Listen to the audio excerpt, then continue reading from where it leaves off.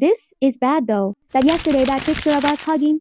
Now that picture of us can be squeezed, can be pressed. It could be a blood balloon, or it might melt. Even can be cut into pieces like a cake. Do you know how to make it? Okay, watch this video until the end. Okay, first prepare your photos first. After that you can open the website with the keyword pika.art. Then you can log in through your Google account first. Then you press the pika.try button.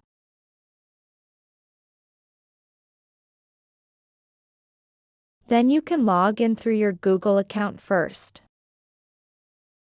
Then you can press the image button to add your photo first. If you have added the photo, you can press the effects button and select some effects that you want.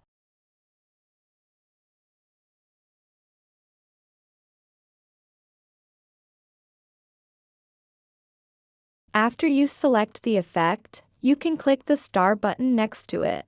After that, you can wait for the process of making your video first. If your video has been made, just click the download button to save it to your cell phone gallery.